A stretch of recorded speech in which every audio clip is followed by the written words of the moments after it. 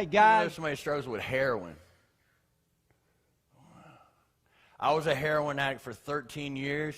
I've been to 10 treatment centers. I've had 3 overdoses. My dad comes from a family that were all alcoholics and into drugs, and my mom's side is more of anger and bitterness issues and depression. They divorced when I was 3. My mother remarried. I was a angry kid. Never really saw my father a lot. By the time I was 13, I was introduced to pot.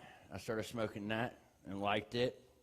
Got into skateboarding as like an escape, and went through that for a few years. Got really good. Got free stuff, local sponsors, into the paper and stuff like that. Met a girl when I was 19, got married, and we had our first son when I was 21. And during that time, I struggled with anxiety issues that came up, and they put me on Valium. And within 6 months, I was eating like a prescription up in a week.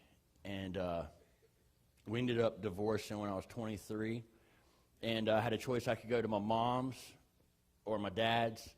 And I decided to go to my dad's because I didn't really get to have a father figure when I was growing up. So I just thought I would go stay with him to help me get through the hurt and all that. And he introduced me about a couple days after, introduced me to Roxycodone,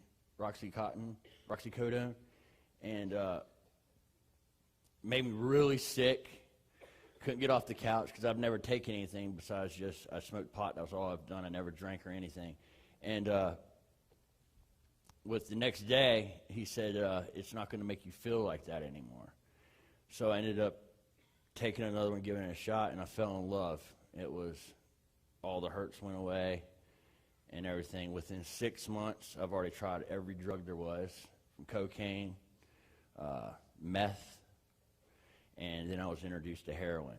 Snorted it. A week later, I was shooting it up. Full-blown heroin addict. $300 a day habit. I would rob. I would basically think about killing somebody to get what I needed. I didn't care. My life meant nothing to me besides the drug. God was not really in my life. I just believed a creator, but not owning up to it. So about 2005, year into that heavy, I was in heavy denial. Everybody tried to tell me I had a problem. I didn't care. I didn't have the problem. Everybody else had the problem. I got in a car accident, and I hit a lady because I nodded out at the wheel and hit a lady head on, and going 60 on 544, and I crushed both her legs. I was okay. When I found out the lady was going to have trouble the rest of her life with her legs and all that, and that kind of woke me up a little bit, but not too much. I felt sorry for her, but I just had no heart. I didn't care. I was evil. 2006, was in a breakup with my mother. A girlfriend of mine, and I went and stayed with my mom and got a bunch of drugs, went over there, and didn't wake back up. And my mom found me. Is there a picture? Yeah. She had found me. I had like 12% oxygen level. By the time the ambulance got there, I was pretty much dead. And they told my mom that I wasn't going to make it. I had to make funeral arrangements and all that. And she snapped the picture because she was going to take this around to show everybody this is what heroin does to you. And they said I showed a little bit of improvement through the night, and they said even if he does live, he'd be a vegetable. Because my temperature shot up to I think it was like 105.8 or 104.8, somewhere around there. And messed me up really bad. I had to learn how to walk, talk, everything all over again. And I think it was more like fear that kind of like got me to straighten up a little bit, to think about it. So I thought I just wouldn't touch it anymore and this won't happen. Probably about 2 months later, somebody said, well, why don't you just drink to get through, the anger and stuff that you deal with? And started drinking. Wasn't long before I was drinking from the time I woke up to the time I went to bed. Did that. Then met my wife, who I'm with now, in 2009, and she helped me get clean from alcohol, and she took me here, and we went on our honeymoon. We got married like a year later, and I caught who's heard of dengue fever? Not too many people. It's excruciating pain. It's like feels like your bones are crushing. You get it from mosquito, and we come back to the States, and I'm in the emergency room screaming, throwing chairs because they wouldn't give me anything. They kept holding back, and I was wondering why the doctor kept hesitating to give it to me. Finally, I get Erica to go and say, tell the doctor to give me something, or I'm leaving here. And she comes back, and the doctor walks in, and he goes, Ricky, I don't know if you remember me, but I'm the one that put you on the ventilator in 2006.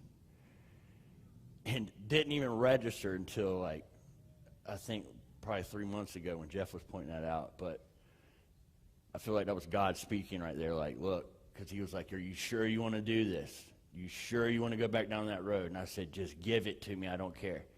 He gave me the shot, gave me his prescriptive pills, and started doctor shopping. Started eating all those pain pills. Then started robbing people, stealing. Put my wife through hell on earth. Everything I touched, I destroyed it. Jails. Overdosed again. Picked up heroin again because it stopped working, the pain medicine. The pain, it wasn't going away. So got heroin again, and next thing I know, I'm back at it again. All I wanted to do was die because I couldn't get a grip of anything. And then I met with Pastor Jeff, and I think it was around 2011, and started talking to him, and he was telling me that I can do it, and I looked at him like he was nuts because every treatment center I went to, they gave me I think it was 7% chance of living because of all the times in treatment, not getting it, the overdoses, and I didn't want to believe it, but something kept bringing me here. My wife, her family, everybody just lifted me up. You can do this. And something in me was fighting, and God was starting to speak. And then I started meditating on the Word, just reading scriptures, even though I didn't believe it, but I was implanting truth in the back of my head and didn't even realize it. So when in the weakness, I still knew that I had a chance, so I'd still fight for it. And then went through battle of that. I think it was last year. Yeah, just right out a year ago, I entered a treatment center, and everything, I've pretty much lost everything, then just gave up.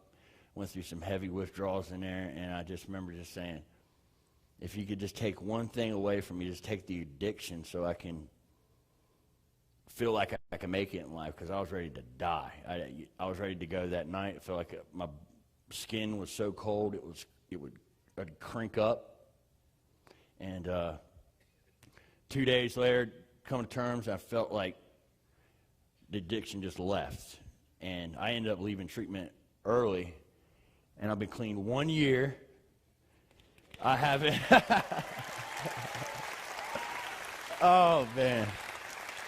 I haven't had a thought, and here's what I constantly bury myself.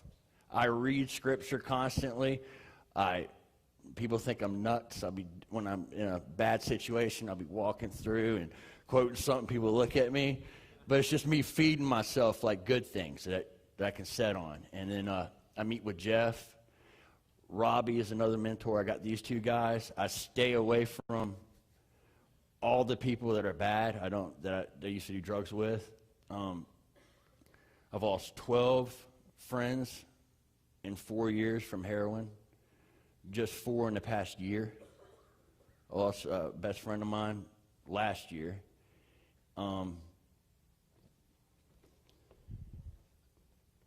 It's been a miracle. I don't feel bogged down anymore. I really feel like I've been lifted to another life.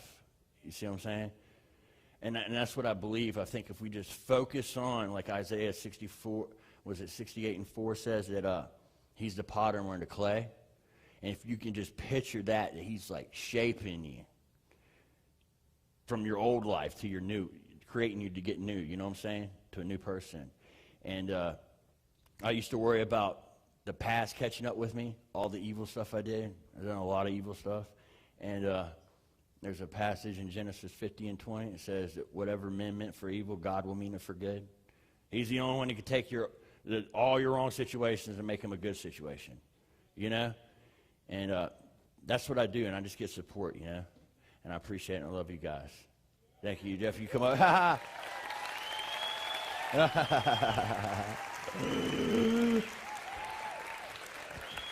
Wow. Yeah, wow.